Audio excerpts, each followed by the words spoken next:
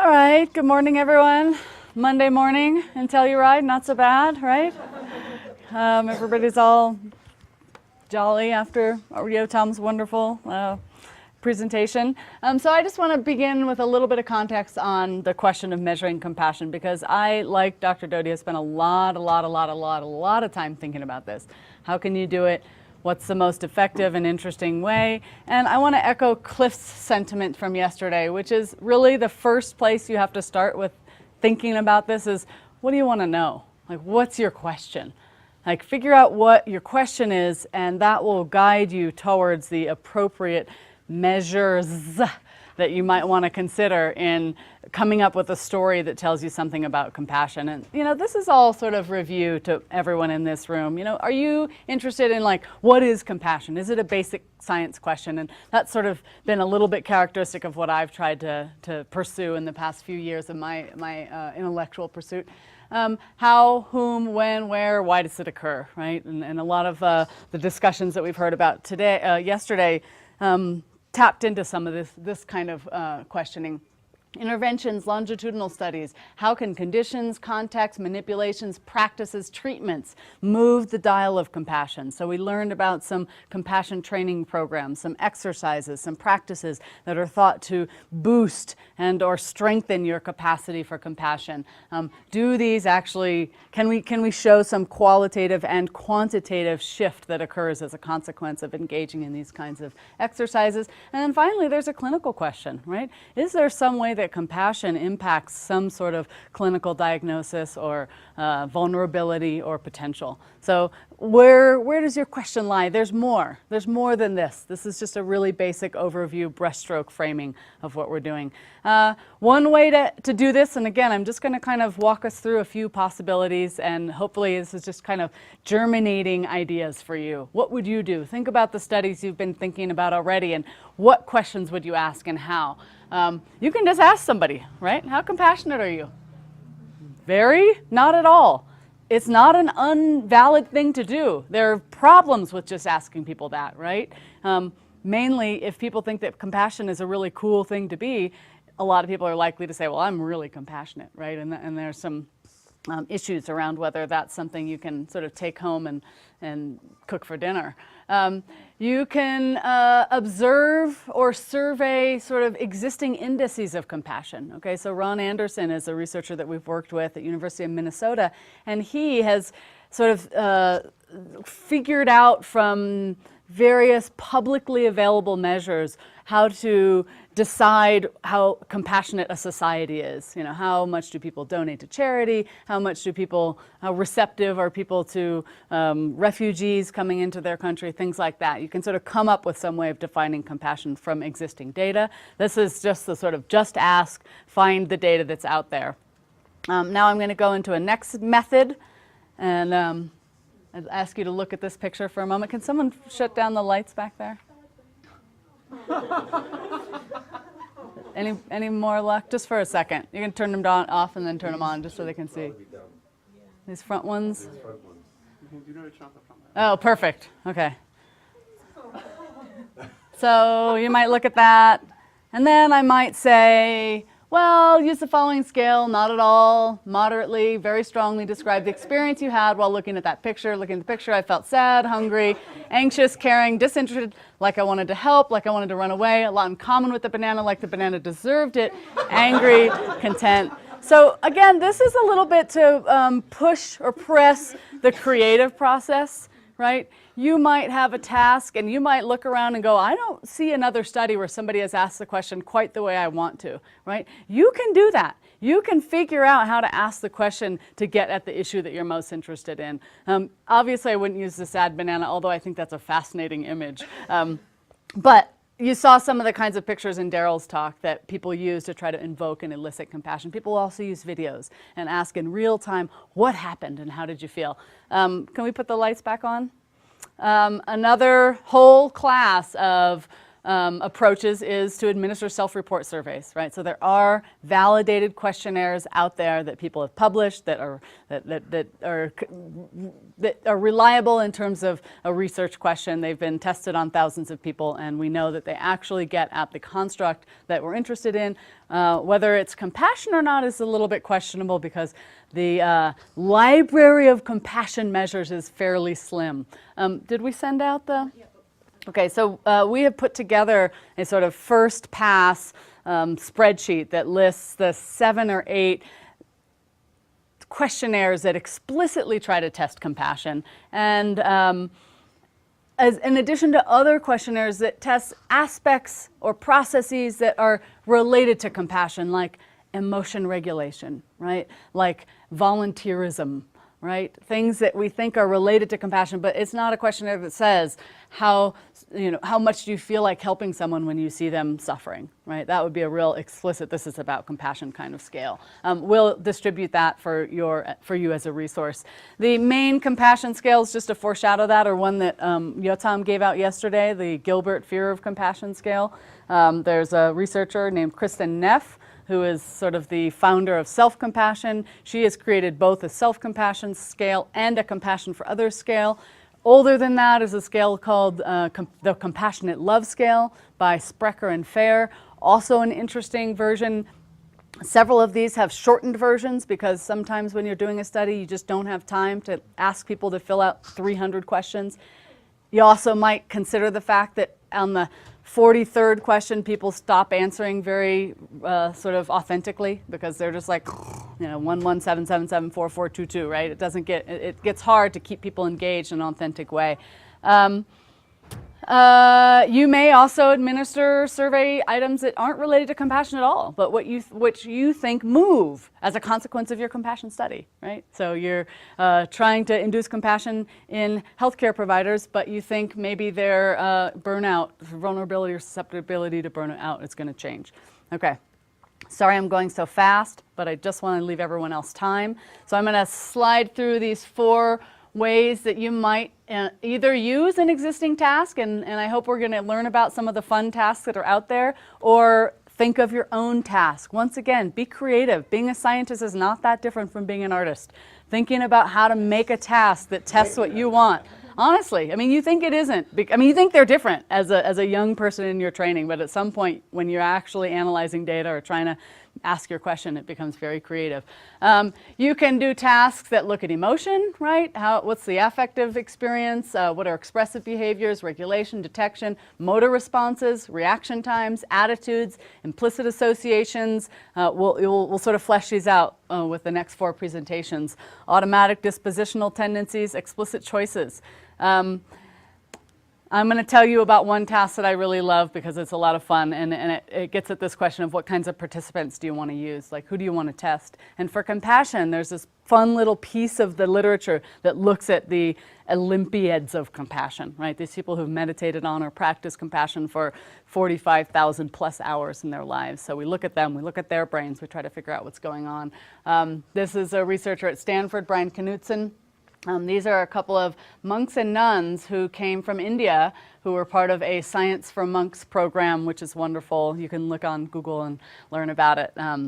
But they came to get tested on a particular task that Brian invented. And I just like this, so I want you to learn about it. What Brian thought was that compassion, he didn't look at compassion in the brain. He looked at, does compassion have sort of an enduring influence on your perception of the world?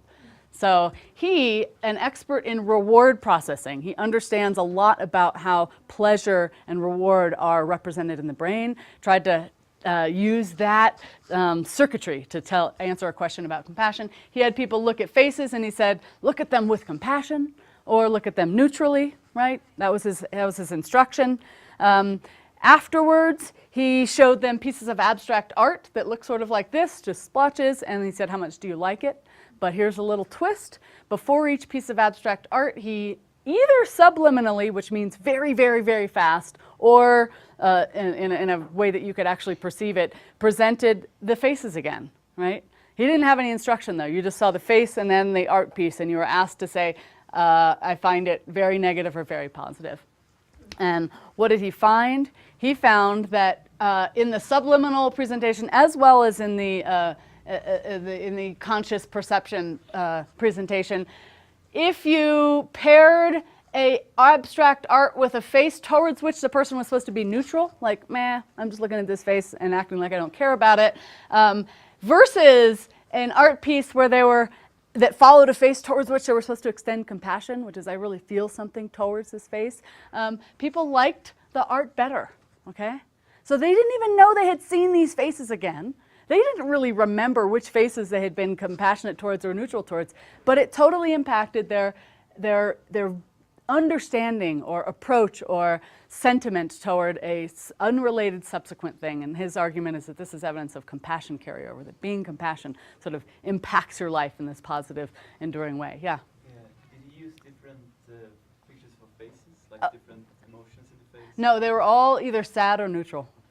So, okay, and just to demonstrate that the next thing he did was put Stanford undergrads in the scanner and have them do this very same task, and was able to show that in fact people who had an image that was paired with compassion showed greater activation in this reward circuitry than they did when the stimulus was paired with a neutral, with a face towards which they extended neutral sentiments. So, you know, you can take these tasks, get behavior, and then put people in the scanner and try to understand something about the brain, and then tell a story about compassion. Notice this isn't what's the brain area of compassion. It's simply that compassion has this measurable impact on the brain. So last thing I'm just going to put up here, which the rest of the panelists will sort of tell us more about. Some of these slides you saw before. These are many of the ways that people look for correlates, underpinnings, processes that get changed, impacted, affected, or have a contribution to one's experience of compassion. So with that, I'd like to invite our next person up, and that's going to be Stephanie.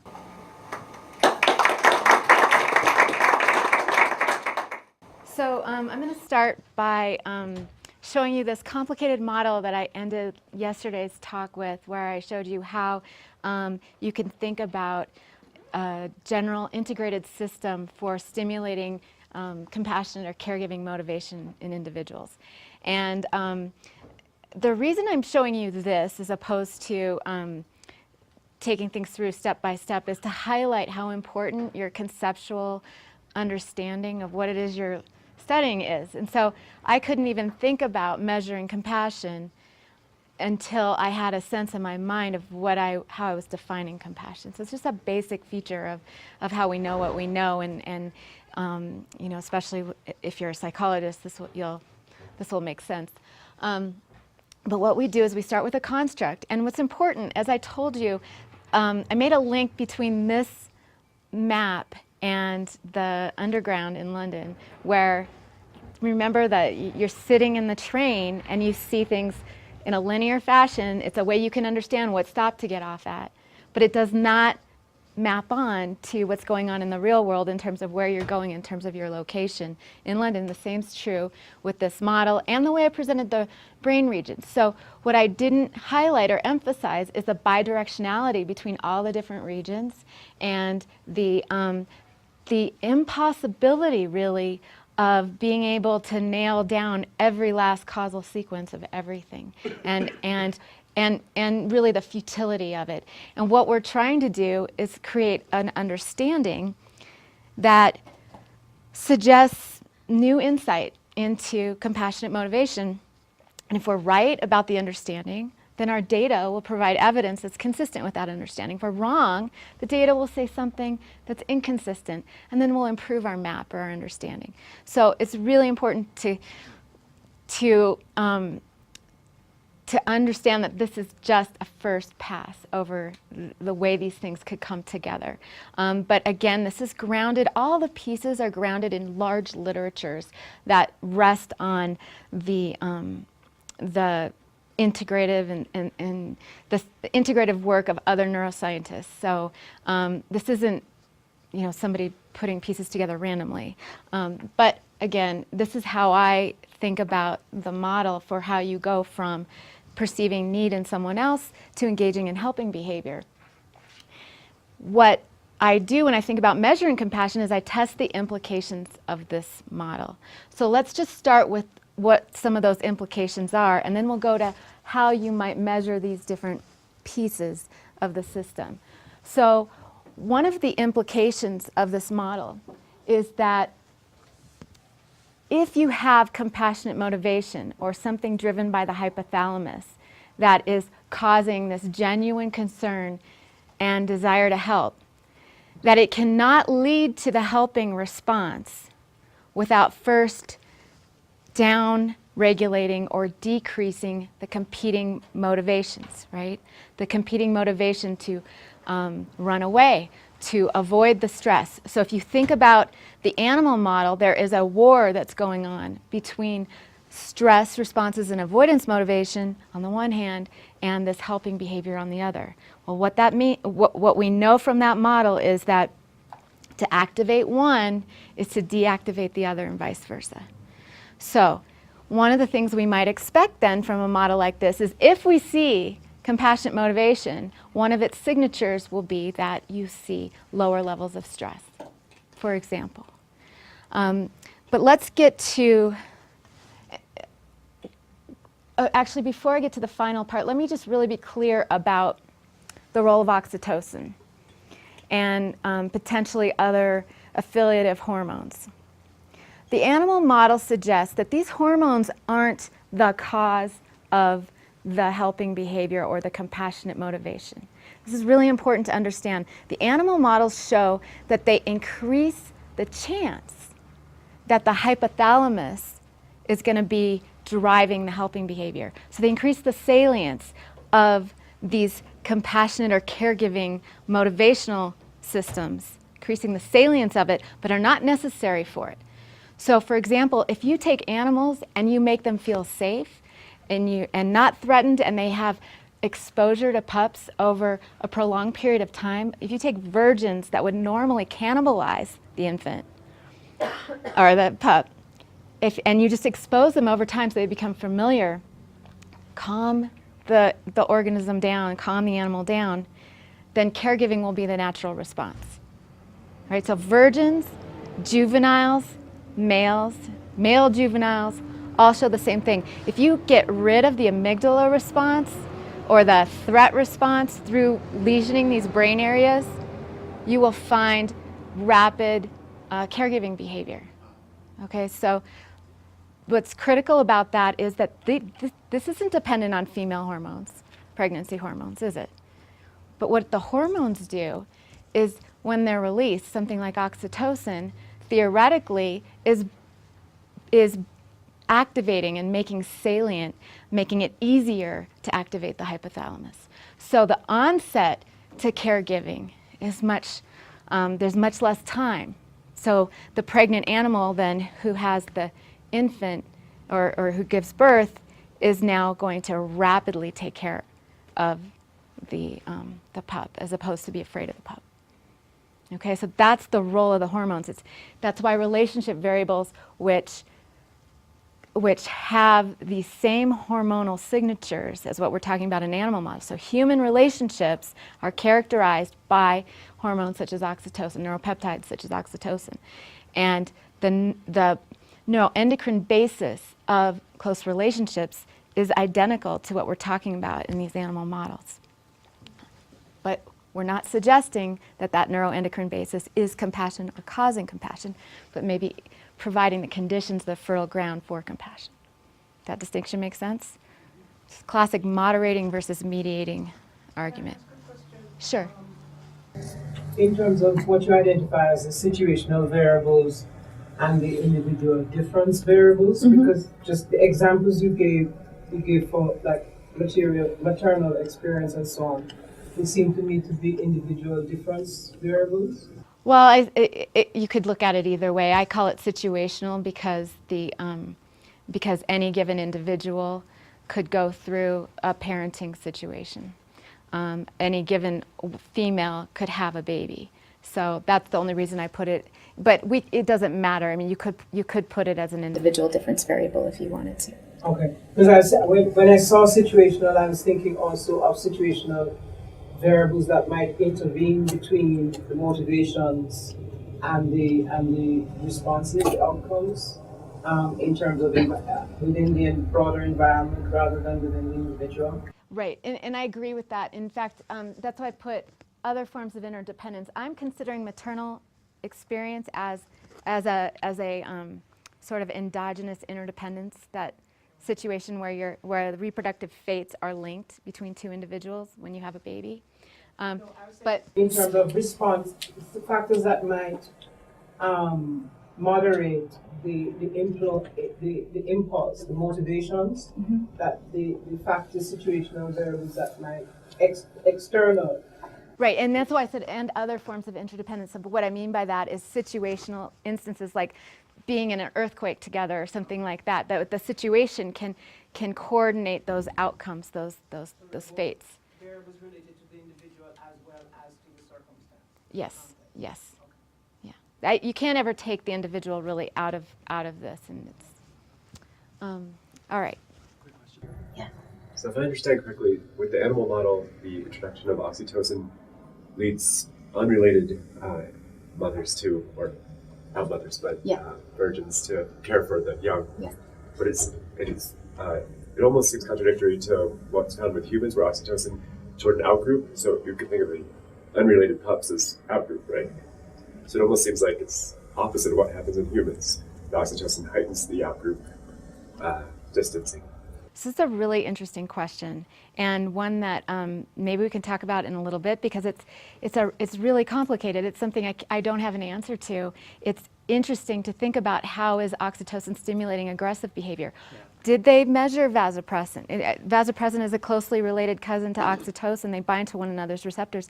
Vasopressin is involved in the territoriality aspect of the relationship, the mate guarding, the defensive aggression. So the idea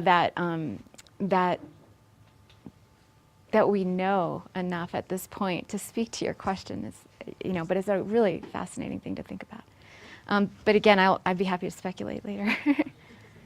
All right, so in terms of measuring this system, or what I really like to think about as a signature for the system, because it's impossible to really go into the brain and measure these things the way we would ideally like to. There are, based on the neuroscience model I presented yesterday, some kinds of things we can do. Well, first of all, let's talk about how would you measure oxytocin. You can do that. What we've done in our lab is with blood samples. So just have a phlebotomist come in, take blood samples after individuals go through procedures that we'll talk about more later that theoretically cause the caregiving system to get activated. Is this releasing more oxytocin? The other thing you can do is you can, one of the things I do is I hook people up in my laboratory to measures of cardiovascular activity. Oh, sorry. I was just wondering if the oxytocin passes over the blood-brain barrier? Okay, so now that's a very sophisticated question. So oxytocin is released in two places. One as a neurotransmitter and also in the periphery as a hormone. And what can happen is oxytocin, when it's released centrally in the brain as a neurotransmitter, can lead to higher levels of circulating oxytocin in the blood. So when you take the blood measures, you don't actually know ahead of time where the source is coming from. There are plenty of studies that suggest very high levels. We have a paper that just came out where high levels of oxytocin are correlated with exposure to trauma. So the more PTSD symptoms, disassociation, you have higher levels of oxytocin. Individuals who have hard time having relationships with others have higher levels of oxytocin. Paul Zach's work talks about psychopaths having like astronomical levels of oxytocin. So the idea that we can measure this in the blood and then decide what's going on is misleading. But what we can do is we can manipulate something in our laboratory and see whether the levels increase as a result of that manipulation. And theoretically, if the situation we think that's going to lead to centrally released oxytocin actually shows an increase in oxytocin, then we feel like, well, we've at least found data that's consistent with our idea. So it really depends on which direction you go. You can't really start from, okay, let's look at all these measures and work backwards. And one more question related to oxytocin. Do we know whether male who are expecting a baby get increase of oxytocin, or is it just the I believe they do. I believe they have higher levels after birth. I think that's a new paper that just came out. And in the animal work, it's mostly focused on females, and then prolactin is another interesting variable that comes in for males. And I think the sex difference issue is something that's wide open for study, and I don't think we know nearly enough to conclude anything about oxytocin. I can tell you all the male studies, human male studies with oxytocin, well, actually, most of the human studies of oxytocin have been done on males, even though most of this work comes from females. So the idea that it's gender specific is limited, although estrogen, I will say, increases binding of oxytocin in this medial preoptic area of the hypothalamus. So that's an explanation for why women might seem to be more, have an easier time generating compassionate motivation. I don't know if that's true. It's an empirical question. So that's the other piece I want to bring up in terms of my tests of this model is the hormone progesterone, because there are studies that suggest oxytocin can cause an increase in progesterone. And we have found social closeness causes increase in progesterone. We have found that colleagues of mine have shown that affiliation motivation is predicted by progesterone increases in both men and women. Progesterone will become important later throughout the day when I talk more about the health implications of activating the system. But right now, the idea that progesterone might be a proxy for centrally released oxytocin is really exciting, because it's very easy to measure. And if you're taking saliva samples and you're measuring progesterone in saliva, first of all, it's really easy to do. You do not need to worry about the kinds of things you need to worry about if you're collecting blood, and it's a marker of something that would be centrally released. So it could be centrally released oxytocin. Some data that's consistent with that, we have a study where when we manipulate this caregiving system, we put people into this state, and we find that even though normally progesterone and oxytocin have nothing to do with each other or are inversely related, you put them in this state and all of a sudden they become correlated at a correlation of 0.5 or 0.6. So there appears to be a synchronization of oxytocin and progesterone, at least, that we think comes from the fact that centrally released oxytocin is going to trigger a release of progesterone. Again, this is a brand new work. The data I'm telling you about right now hasn't been published yet, so it's really wide open for future studies. But in a study that I did publish, the release of progesterone was predicting the willingness to risk your life for another person. And this was after people had gone through this closeness induction. So, Based on a hypothetical question, I assume. a hypothetical question? What do you mean? They weren't actually. They were willing, I'm sorry, Yeah. didn't I just say willing? They didn't Okay. risk their life. No, they were willing to, they reported being willing to risk their life. So it was a That self-report. would be an amazing study. I don't think I'd want to do that study. That wouldn't be a compassionate study to do. In the methods section, we filled a pool with alligators. Oh gosh. We put people, yeah. Oh. Anyway, some maybe virtual reality studies that could be done. All right, so that's the other thing that's kind of interesting. And finally, so if you want to look at the signature of the system in terms of stress regulation, both increases in oxytocin and increases in progesterone are measures of heightened stress. And if you expose individuals to a stress induction and then measure how fast they recover from that induction, like how much, if people have this cardiovascular response and then they come down really fast when you remove the stressor, that's suggesting that there is some sort of management or regulation of that stress system or interference of that stress system. So that's another way you can look at the signature of engagement, is if stress is either lower. Actually, you don't expect stress to be lower as much as you expect people to recover faster. And that's because, remember, the model is that it's not preventing the organism from responding to threat, or from noticing the threat. it's preventing that signal from the noticing the threat to activating the sympathetic response. So you might find cortisol to come down very quickly, or cardiovascular responses to come down really quickly, because you're having the hypothalamus in some way cut that signal. And the final piece with respect to the neuroscience, the neuroimaging, is that you would maybe expect coupling in particular regions. So the amygdala might be coupled with the periaqueductal gray when there's no caregiving motivation, because you've got this really, the signal going straight from the amygdala to the sympathetic response. But then if you manipulate caregiving motivation, all of a sudden you get decoupling between the amygdala and the periaqueductal gray. And in fact, we found that we know that oxytocin does cause a decoupling of those two. Because the PAG is rich in oxytocin receptors, isn't that Yes. right? Yep. So anyway, so we can talk later if anybody's interested in other brain circuitry that should be coupling or not as a function of these manipulations. And I think that's it. I think it also runs, I think oxytocin also has receptors in the amygdala itself. Yes. And that there are projections Yes. that you can actually arrest that decoupling even without the PAG. Yes, you're right.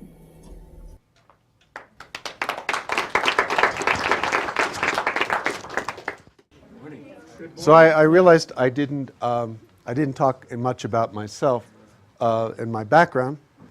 So here I am in 1977 with Richie Davidson. So that sort of says it all. And I think Yotam, this hippie notion really resonated. So Richie and I worked together on a daily basis for 14 years and are still colleagues to this day. So that's about 40 years almost of experience. I'm over here. You can tell by the space between the teeth. So just if you want to do an instant study in aging, he's talking to you. So it's always a good perspective. So someday some of you may be showing a picture of your friends you've met here this week. So you never know. So in 1990, Richie could not go to the Mind and Life meeting in Dharamsala, the third book that turned out to be published as Healing Emotions, and asked me on the spur of the moment if I could fill in for him. And my life has not been the same since. That resulted in my rooming with Francisco Varela and deciding to do a research project with monks who were in retreat on Baksu Mountain, high in the foothills of the Himalayas. And 2 years later, in '92, we actually undertook this study as a field experiment. Don't have time to go into the details of it, but it was an incredibly romantic, cross-culturally naive experience. But this fellow gave us a talk that was life-changing with respect to the nature of compassion, and specifically with respect to sadness and compassion. And he spoke about the need that sadness and sort of this empathic distress that we've talked about can actually be a catalyst.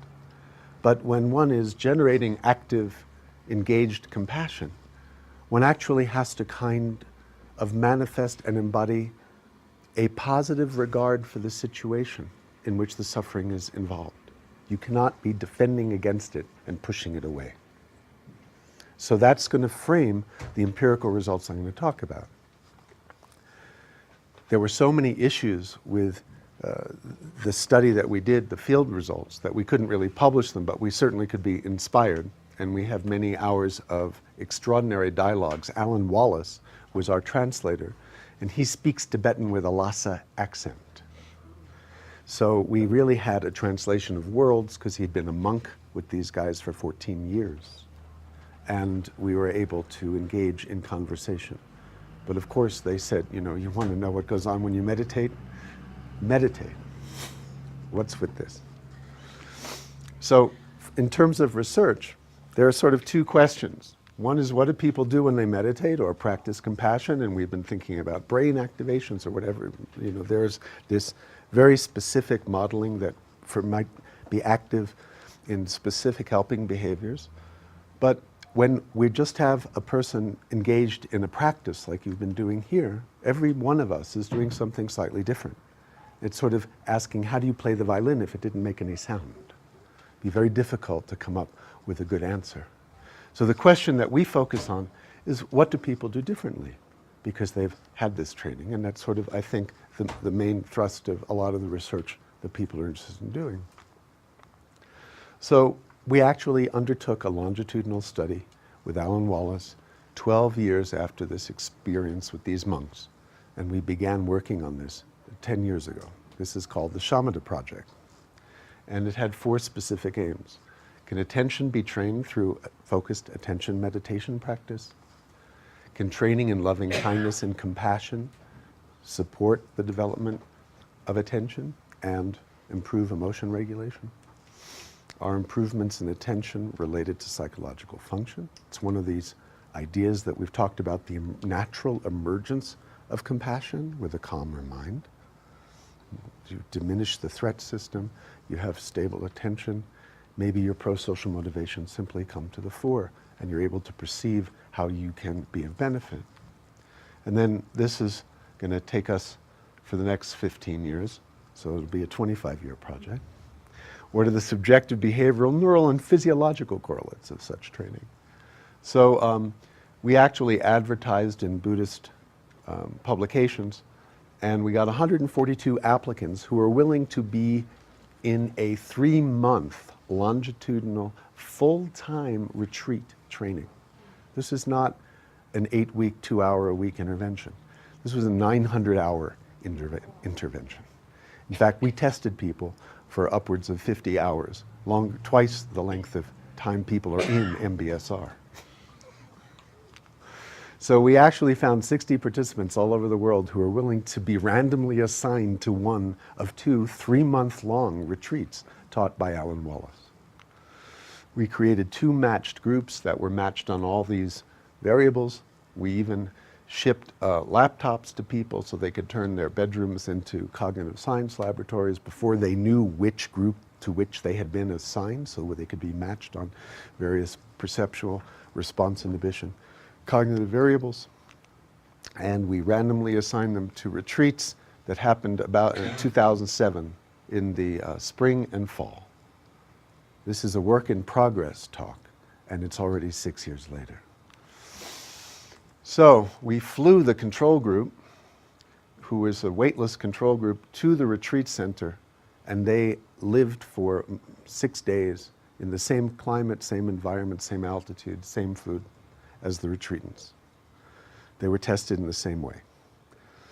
They came 3 times, and so we have baseline data on them for their own retreat, as well as a between-group comparison. Alan Wallace is teaching 2 fundamental things. You can read all about, if I'm blocking you, I'll stand over here. So the attention revolution describes these focused attention techniques, and the 4 immeasurables describes the loving kindness, compassion, empathetic joy, and equanimity that comprise what we might also know in other circles as the Brahma Viharas, and we say the cultivating beneficial aspirations. Focused attention, which was practiced about 6 hours a day, consisted of the cultivation of 3 primary qualities: relaxation, stability of attention, and perceptual clarity. Now, perceptual clarity is an interesting thing to think about in terms of clarity of your own affective processes, because you may become more acute at understanding how you are responding to circumstances. We don't need to go into details of this. The majority of practice was mindfulness of breathing. So we've discussed the 4 measurables, and there's not really time to unpack what each of these are about.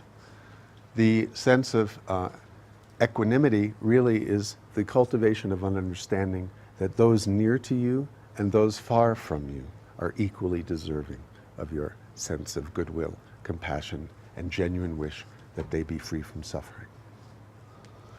So we expect people to be able to focus better, increased access to their experience because of all this introspective time. They should be able to actually find ways to report on their experience by direct observation, because so much time has been spent sitting and observing their flux of their experience.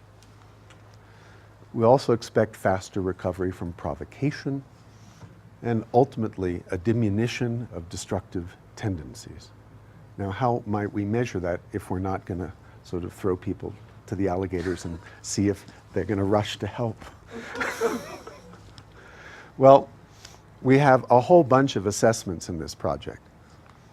We have daily experience questionnaires, a whole set of self-report questionnaires, structured interviews, laboratory tasks of attention, attention-emotion interaction, emotion-related tasks.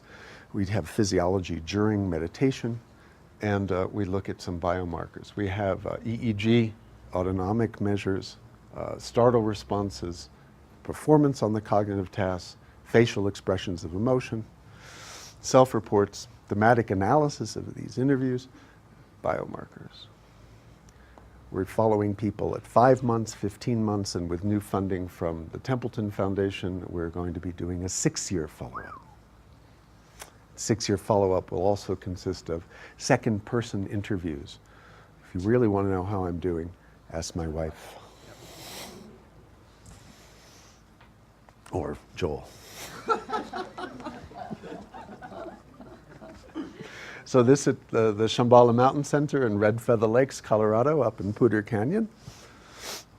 And here is now Alan. We're all gray. You know, the time has gone on since our adventures in the early 90s. And we built a brainwave lab downstairs from the meditation hall. And we have 88 channels of EEG, video monitoring. This is during an emotion potentiated startle experiment. We have a nice pan tilt device if you want to geek out on unobtrusive video. We had a whole bunch of tasks, and the pluses mean that single pluses, we have preliminary positive results in the direction of what we expect improvements with training. The double line symbols indicate strongly positive. And the only thing that we have that had no effect whatsoever is an emotion primed lexical decision test. And also we gave the ravens progressive matrices, and they did not budge. You could walk on a nice level plank between the pre and post bar graphs. Though we have not really rigorously used the raven scores as covariates in the impact of training, which is really what is an interesting thing. Because do people at different kind of, do individual differences change the way one hears the teaching? Margaret talked about what is said and what is heard. We're going to talk about an emotion potentiated startle task and a film task. So we take a developmental view of emotional changes. And how many minutes do I have? We have 5 minutes. Ha! No, 6. 6? They'll say 10. All right. You could become calmer, less reactive. You could become more aware of what triggers your emotions. Matthew Ricard talks about spark to flame. You might be able to perceive a little spark in the kindling, but you don't have to go onto a florid reaction. Your kid drops your watch in the toilet, you can get another watch. You can also look at the changes in the type of emotion that you experience. In this case, we expect less defensive reactions to the perception of suffering. Defensive reactions, rejection emotions, we call contempt, anger, and disgust. We expect increased sadness in this place. Kind of, if you take away the defensive, pushing it away, well, then you're more vulnerable to feeling perhaps empathic distress and sad for the conditions of what you're seeing. So we look at the impact of suffering versus threatening images, and we're presenting some IAPS pictures. And I'm going to go through this very quickly. We have negative images either categorized as of suffering or of threat. I'm going to show you some IAPS pictures, so prepare your mind. So here are some images of suffering. Here are images of threat. So in the emotion potentiated startle paradigm, you present a picture for 6 seconds, and either right after the picture goes on, after it's been on for about 5 seconds, or right after it goes off, you have a loud, startle. 100 dB white noise burst for 10 milliseconds. You record the muscle blink, and it's potentiated by your emotional response.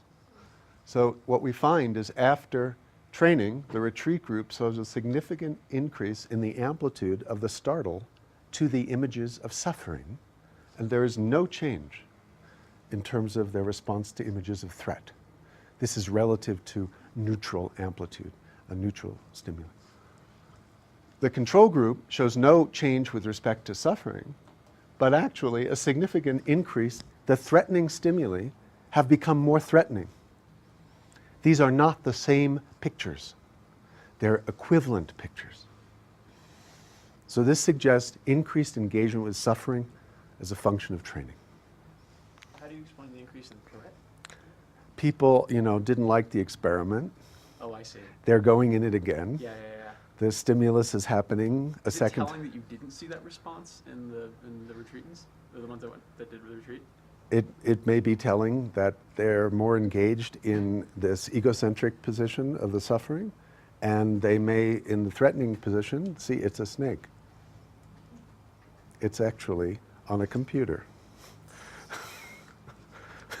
Did you run statistics to compare the outcomes between the control group and the... Yeah, this is all being prepared with very elegant statistics by Brandon King, who's a graduate student. By Brandon, so you know Brandon. So now I'm going to show you a film in the remaining few minutes. That's going to be about 2 minutes. I'm going to ask the court for 120 seconds over. Granted. So I'm going to now show you something that we've been working on for 5 years, and it's really, Erica Rosenberg has been leading this, and this is looking at the analysis of facial expression induced by images of human suffering. And I'm going to show you a film clip.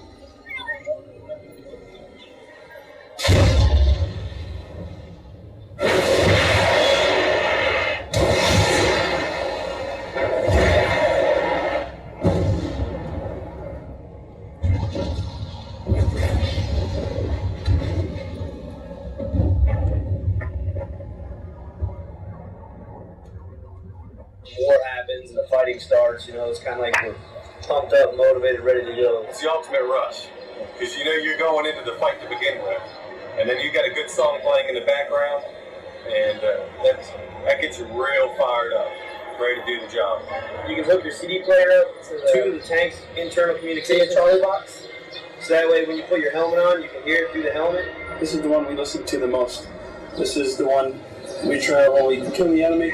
Johnny Pool at the body suit before is just fitting for the job that we're doing.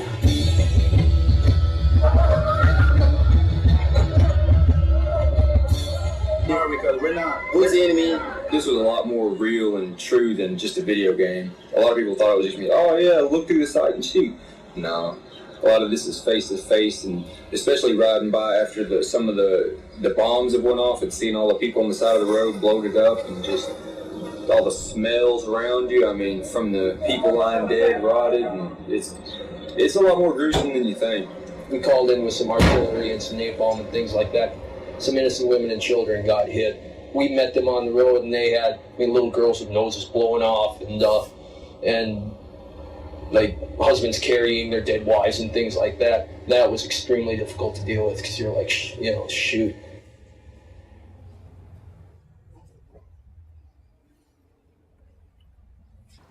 So imagine you've been sitting for 3 months, cultivating compassion and loving kindness. How do you hold this? How do you see it? So we used Paul Ekman and Wally Friesen's facial action coding system, where Brandon King and Tony Zanesco and Erica Rosenberg, who's the world lineage holder from Paul Ekman of facial action coding, spent thousands of hours coding the position of every one of the 46 muscle groups on the face, every frame of video for every person in the project for this entire film. And we're now beginning to do the Films in Retreat 2. This takes 150 times real time. So to code what you just saw for one person is, you can only do this a couple hours a day. So it's a couple of days of work. So for 12 seconds of data, we get all this information. Action units, their intensity of contraction, the start, peak, and end point of the musculature. And we can look at these action unit combinations that co-occur close in time and put them into a 0 minutes. Put them into an emotion dictionary that comes up with a putative emotion that people are showing. So what did we find? Before the retreat, trainee and control groups did not differ on how likely they were to show sadness expressions and how many sadness expressions they showed, if they showed any. We showed them a clip from the movie Crash, which I will not have no time and have a little compassion not to subject you to that clip. After the retreat, trainees were significantly more likely to express sadness. This is what we predicted. But if they expressed sadness, they didn't express more expressions of sadness than the control group. They were more likely to show sadness. I'm not going to go into the zero inflated Poisson model statistics here, but there is a shift in this likelihood. Rejection emotions, they were matched on how likely they were to show anger, contempt, and disgust, and how many expressions there were before the retreat. After the retreat, trainees were equally likely to express anger, contempt, or disgust. However, if they did, they showed significantly fewer expressions of this type. And it may be that if you show anger in a moment, it actually becomes a catalyst for reframing how you're responding to the situation.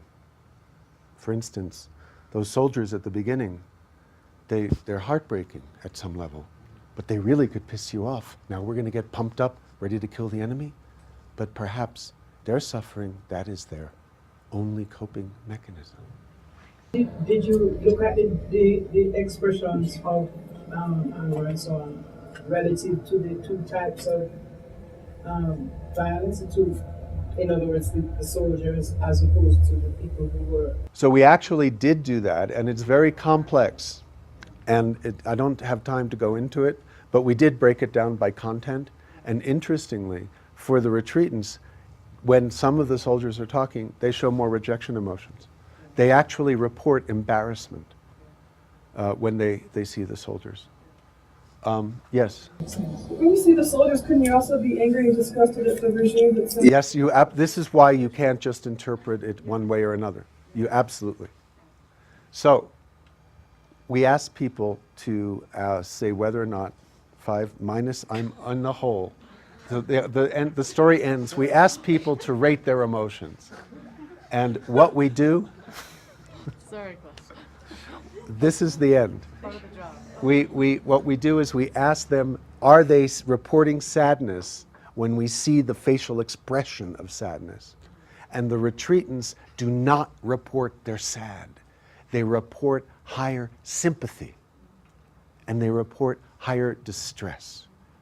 The control group shows no such relationship, and it suggests that what we're seeing as sadness may be the facial sign of empathic concern. I'm going to leave it there, and I need to show you who's involved, which is an extraordinary village. I'm just the orchestra conductor. And we have a lot of funding from a lot of wonderful and generous donors. Thank you. And thank you for your kind largesse.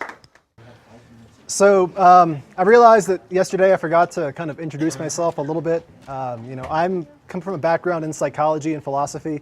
When I was in undergraduate, I actually worked with Mariah Merritt, and she introduced me to this paper by John Haidt about social intuitionist models of morality, how our automatic emotional gut reactions can influence our moral assessments. And I thought that was such a provocative, interesting paper. And what I'm going to talk about today is how to think about how you would measure automatic compassion, compassion on an implicit or gut level. So in thinking about how to measure compassion, there's obviously many different ways to do this. You could simply ask people how much compassion they feel for someone else. Emotion self-reports can provide useful experiential data that is valid and can be shown to predict important compassion-related behaviors. But obviously there are concerns. People might want to hide their compassionate feelings if they're concerned about the costs of those feelings. They might feel that compassion is a socially desirable response to make, so they might, even if they don't actually feel compassion, say that they do. And perhaps most provocatively, people may not know what they feel or why they feel it. People are notoriously bad at understanding the contents and causes of their mental experiences. And importantly, there's recent work showing that once you label what you're actually feeling as an emotion, it can actually change subsequent behavior. It can change the intensity of the experience and what kind of behaviors you engage in. So for all of these reasons, a lot of researchers turn to something called implicit measurement. And this is basically, these are ways to measure attitudes, emotions, and beliefs that bypass a direct request for any kind of emotional report. It gets beyond social desirability, and it gets beyond the kinds of response biases you might be concerned about in the context of compassion and altruism. The general point is that these measures capture immediate affective and conceptual responses that are automatic, perhaps unconscious, and involuntary. So I'm going to describe 3 examples of these and how you might use them to assess compassion. As I say this, I'm not saying these definitively capture like the full-blown compassion response, just that these are useful ways that you can complement other techniques to assess compassion. The first draws upon this idea called affect misattribution. And this is actually drawing upon, this is similar to what Emiliana described with Brian Knutson's procedure. So let's say I'm feeling happy. I'm not sure I ever quite feel that elated and that aroused, but let's say I'm feeling this way for some reason in the past. Maybe it's, I had coffee at the right point in the morning, who knows? But I don't know, I think, why am I feeling what I'm feeling? What people tend to do is look around the situation to find cues to make sense of what they're feeling. They look at the most immediate accessible thing and take that as the cause of their emotion. They misattribute the causes of their emotional experiences. It's the basic idea. There's a famous study from 1974 by Dutton and Aaron. You have people cross either a really shaky, unstable bridge, and you have people be approached by a very attractive experimenter. And they approach, if memory serves, they approach the participant either right after they've crossed the bridge or right before. And the experimenter asks, if you want to learn more, here's my number, you can call. Now, as you might imagine, people who have just crossed this bridge, highly aroused, they don't necessarily know why they're feeling what they're feeling. They misattribute their responses to attraction to the experimenter and are more likely to call her back. So that's just a general, older example of affect misattribution. And you're all probably familiar with the idea of a Rorschach ink blot. People read their emotions and their affect and attitudes into ambiguous stimuli. Well, building from that, Keith Payne developed this technique called the affect misattribution procedure. Basically what happens is over a series of trials, you see a prime stimulus, some image that is going to elicit some kind of affect or emotion. Then you see an ambiguous symbol. He's often used Chinese symbols and asked, we screen for people who can speak Chinese, obviously, but you could think about other abstract art, other kinds of things that don't necessarily have any predisposed affective reaction. Then people are asked to judge quickly whether the pictograph is pleasant or unpleasant. And what you tend to see is that whatever your affective reactions are towards the prime stimuli carry over and influence your judgments of the targets. Over a series of trials, what this allows you to do is look at individual differences in affect and emotions towards whatever the prime category might be. Could be race, it could be positive, negative things like insects or flowers, could be babies. Right now, that's positive for me. After a night of my baby crying, that's negative, but you get the general idea. Now I just want to show you just a schematic example of this. So this is not, timings aren't exactly precise, but this is the general idea. So maybe, I don't know, shout out if you think the pictograph is pleasant or unpleasant. Unpleasant. Unpleasant. Unpleasant. Pleasant. Unpleasant. Unpleasant. We're talking about the pictographs. The pictograph. So I should point out, part of the instructions, you're told not to let the picture primes influence your judgments. So it's pitting your intentions directly against being influenced by the initial pictures. So that's the general idea. A couple more examples.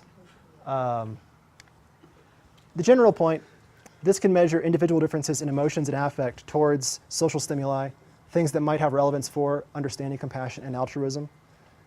It's implicit in a strong sense, being that people are explicitly told to avoid being influenced by the prime stimuli while they're making their judgments. So these effects are persisting even in the wake of an intention to the contrary. It's easily administered. There are flash versions that we can use online. I'm going to show you another example in just a moment. And it's been shown through meta-analysis to predict explicit attitudes and behaviors. And though traditionally we have people assess, is the pictograph pleasant or unpleasant, it's more recently been used to examine discrete emotion misattribution. Let me just show you an example of this. So one way you can use the AMP to assess discrete emotion misattribution, a very similar thing. People are told symbols like this can evoke a variety of emotions. We'd like you to judge whether this symbol makes you feel compassion, disgust, perhaps you have no opinion. It's a otherwise very similar paradigm. First, you're given some practice trials with this. And again, admitting that this might be weird for people who are not used to assessing emotions towards ambiguous things like Chinese symbols. Okay. There are pictures. They're going to flash beforehand. Try to ignore them. And basically, you're just told to judge to what degree does this make you feel compassion or disgust. The timing here is very different than the PowerPoint. Yeah, the timings here are much more precise and controlled. The PowerPoint is, yeah, it's PowerPoint. So you get the general idea. What this is getting at is to what degree do you have, as an individual difference, a tendency to feel an immediate compassionate response, as shown in this misattribution process. So that's one way of assessing, perhaps one way of assessing compassion implicitly.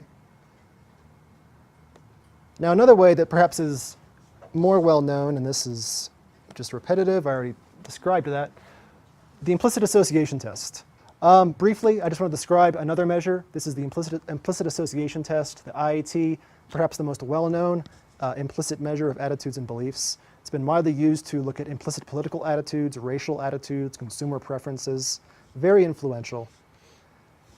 And the general idea is that you can look at the relative strength of association between concepts and attributes, looking at the speed of response. So you should be faster in responding to concepts and attributes. So say white, bad, black, good, if those pairs are strongly associated in your mind. So just to give you an example from the racial domain to give you an experiential sense of this. So clap your right knee. I'm going to show you a target word. Clap your right knee. Let's get this a little bit exciting. Clap your right knee if the target word is good. Clap your left knee if it's bad. Okay? All right. And we're going to go pretty quickly. And again, this is PowerPoint. Timings are not controlled precisely. But that's not as much the point.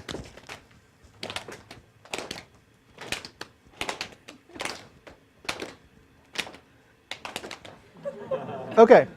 So now, So that's block 1. Block 2, these are names that have been normed as stereotypically associated with either being Caucasian or African American. So same thing. Clap your right knee if the name is stereotypically white.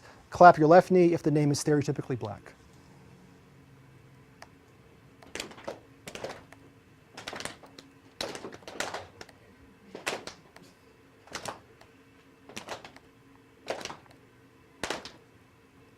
Okay, so now we're going to combine the two things.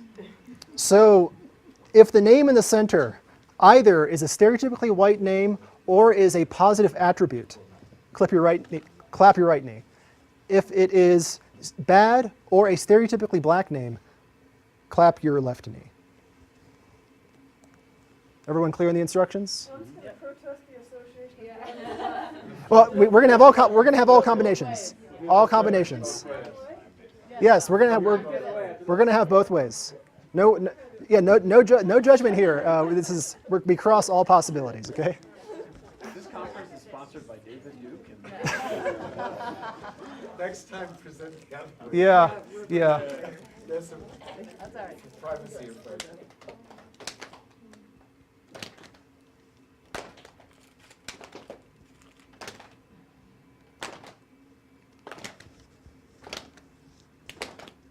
Okay. Now we're going to switch it. Clap your right knee if the word in the center is either a good attribute or a stereotypically black name. Left knee if bad or white.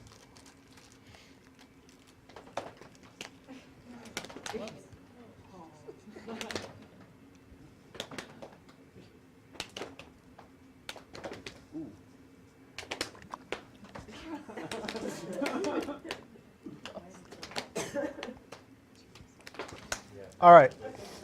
So you get the general idea. What we examine is differences in reaction times as a function of the different combinations of the target group and the category. And you look at the reaction time, it's telling you to what degree do you have a stereotypic association between certain groups and certain attributes. You can use this to assess a lot of things, attitudes towards groups. Right, so there is a controversy over whether, say with the race IAT example, does that reflect your attitudes per se, your personal attitudes, or just being enculturated and recognizing there is a stereotype in the culture. That's exactly and that debate is, from what I understand, still ongoing. But I think that even with that being the case, even if you allow that it's more a kind of a culture stereotypic bias that's just ingrained in your mind through being exposed to cultural norms, it still does predict important racially relevant. I mean, we used it for fat versus thin, and it didn't find anything particularly. Yeah, I mean, it's possible. I mean, in some studies, you might fail to replicate a behavioral prediction. I would say that, the meta-analysis suggests that trying to account for the file drawer effect, that the IAT does tend to predict behaviors, but whether accounting for this personal versus cultural explanation is one that the debate's still ongoing. I think there is also a research with the IAT by Cornell that they saw that higher racial bias with the IAT predict like shooting more African American than with an arm in a video game. So yeah, so there's another task that's kind of similar. Let's see. So I'm going to present one last thing. In the interest of time, I'll keep this brief. One last way you might consider trying to approach something like compassion implicitly is to use an approach avoidance task. And this is a version of an approach avoidance task called the mannequin task. A review of approach avoidance paradigm suggested this was one of the most reliable and valid. And what these are meant to assess are motivational approach avoidance orientations towards certain groups. When you see a homeless person, is your immediate behavioral orientation to approach or to avoid?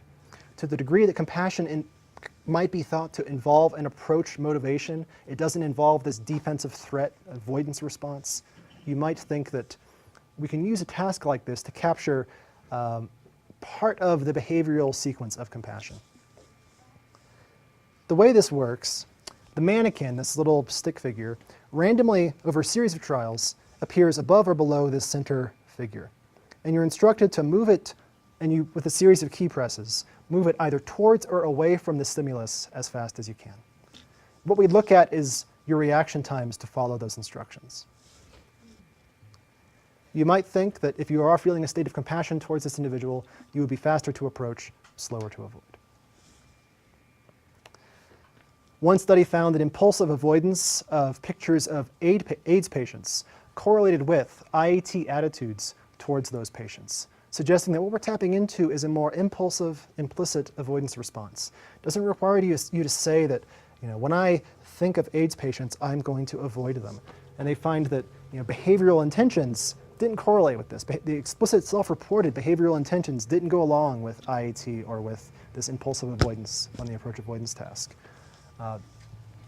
That correlated with explicit attitudes. So this is another way you could think about getting at approach motivation that might be related to compassion. And that's pretty much it. 0 minutes. Excellent. All right, thank you.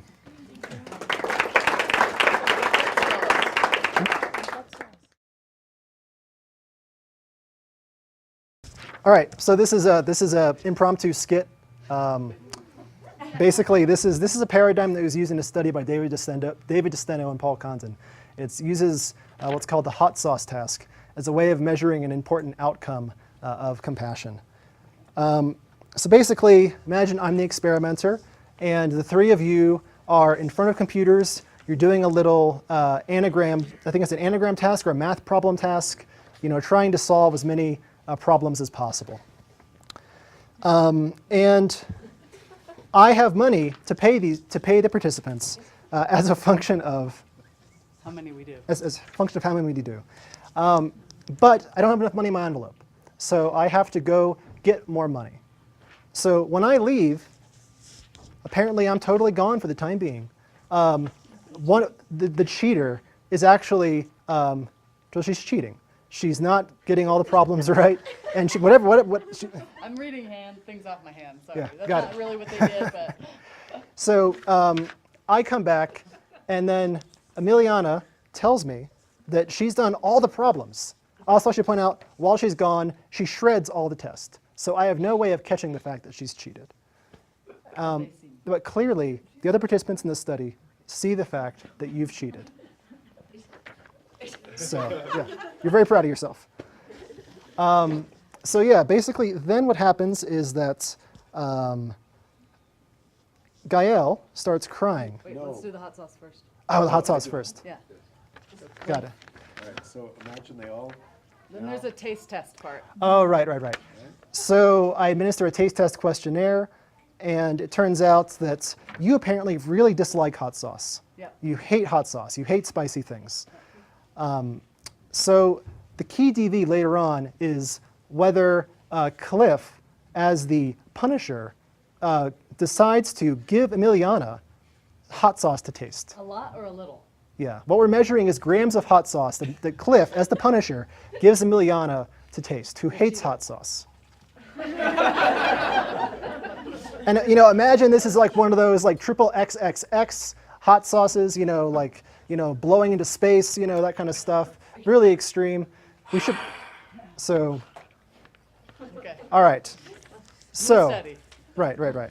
So then Gael, as a Confederate in the study, breaks down and starts crying.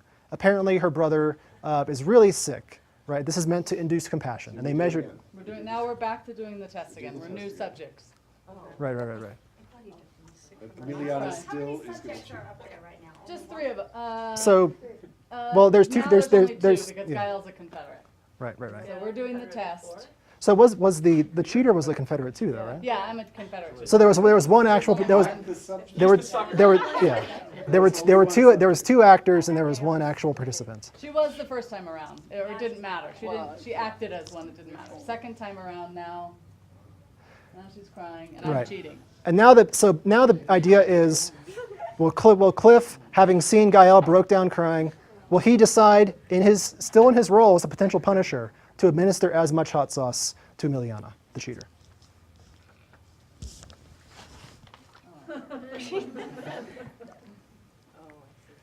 And basically what they find is that with the compassion induction, the real-time and compassion induction, seeing someone breaking down crying, that reduces the amount of punishment that Cliff, as the punisher, gives Emiliana. So that's the hot sauce test. So in the spirit of of testing people's behaviors when they don't know that's what they're being really tested for. I'm going to describe very briefly a setup that we did for the study that was just recently published with David Destino's lab. And in this case, we looked at how meditation training over 8 weeks would affect how people exhibit a specific compassionate response. And I'm going to describe to you what that is. So maybe I'm going to actually use a few Confederates also for this one. If you could both sit there, Cliff and Emiliana, and if you can be the subject. Okay. So basically, there's only 3 chairs, so just ignore these 2. And the subjects have been doing some other computer tests. And then we, the experimenters, bring them and we say, we need to figure out a few things. Can you please just wait in this waiting area for a few minutes and we'll get you. So he sits there and there are these 2 Confederates and they're just doing whatever on their iPhones. They're just busy. And the experimenter leaves, and then another person comes in. So now I'm another person, and I'm walking on crunches, and I'm kind of like wincing in pain, and clearly I suffer from something in my leg. And then there's no more seats, so I just lean on the wall there. Actually, it's on the other side. It's not that close to the subject because that's a little too. So I'm on this side, and I'm like like that, and then I lay on the wall, and then these guys are checking whether the subjects is going to be willing to give up their seat for the person on crutches or not. So I'd like to know, what do you think people would do without any training, just at baseline? How many people do you think actually would get up and give their seats in a situation like this? Do you think it's less than 25%? Raise your hand. Between 25 and 50? Between 50 and 75? Over 75%? Well, you guys are really optimistic. It turns out in a control group, only 1 in 6 people, less than 25%, actually gave their seat to this person. So caveat. So in the New York Times, actually, one of the readers wrote a letter to the Times a few days later and said, wait a minute, this is wrong. This is just about manners. He said, if you'd done this experiment in the South, 100% of people would have given up their seat, And maybe it's true. Unless it was a black guy. I think there's something to be said for that. I think it worked because we were in Boston, where people are not really known for their good manners. But it's passing in cars or something like that. But in our case, it was actually good because it gave room for improvement. Yeah. And the good news was that after 8 weeks of meditation training, long story, but half of the people gave their seats, which is still not as much as you wish, but there was a significant increase. And I think if we were to do it in a setting where manners are more prominent, which I don't think is the same as compassionate behavior, don't get me wrong, but I think if we were to measure compassion in a situation like that, we would have to find another task, because here we would have a ceiling effect in which just everyone would exhibit this behavior with or without compassion. So yes. So was there a control there or some other alternative intervention? Yeah, so it was a wait-list control. So it was not a pre-post measure, unfortunately, which would be great, but it's difficult to do the same setting twice without people noticing that it's, wait a minute, I've seen this before. So we only compared the group that did the meditation after they did their meditation training, we measured that then, and the control group who was waiting for doing the meditation training in the following semester, and we measured them at the same time. So it's a cross-sectional measure. Very similar to the Good Samaritan project, right? Yeah. Which you guys all know like that. Yeah, maybe you could explain it to those who don't know that. What is that? I don't know it actually. No. So the Good Samaritan is sort of a classic social psychology study where someone was told that they needed to go give a talk across campus about advising students theology students about the Good Samaritan story. And the experimenter set up a situation where there was somebody who had fallen over and obviously could use help. And they looked at how many of these seminary students actually helped, but they told some of them that they were really late and that they were, that they should have been earlier where they needed to go, and some of them were not in a hurry. And the people who were in a hurry helped much less frequently than the people who were not in a hurry, and it was this big and complicated. Because they were randomized to give two different speeches. One was the Good Samaritan, and one was sort of like a neutral speech on How to get a hygiene job. or something. Yeah, how to get a job. Yeah, exactly. And it turned out that if they were talking about the Good Samaritan, you'd think this would have an effect on their behavior. It had no effect, and that was sort of the take home of the study. Yeah. But what's interesting, the question I have though is that there are two possible routes by which you could imagine a psychological mechanism at work and why people would surrender their seats after a compassion training. One, and this I think is plausible, is that they've done the meditation, they're experiencing more compassion, they see someone come in, they're more sensitive to it, and they get up. But the other, which may be just as compelling, is that they've just been through a compassion training. They are supposedly more compassionate, and here is a perfect illustration of a time to test this, and they're sort of recruiting these more higher order processes, and they're like, well, I have to fit this bill, because I'm the guy that did this, no one else here did this.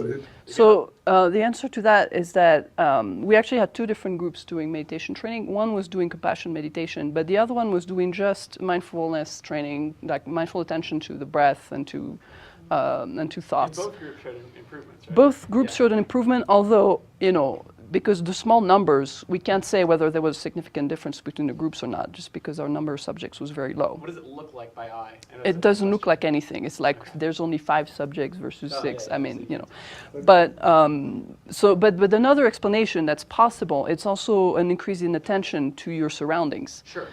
It's also possible that it's not compassion per se, but just awareness of what's happening in the world. And there's actually many other possible interpretations. What's that? That actually may be what the instantiation of a lot of compassion is. Yeah, that may actually be a feature of compassion, very much like to be able to pay attention and to not repress. That's the whole idea. Not pushing it away is to then encounter it. Right.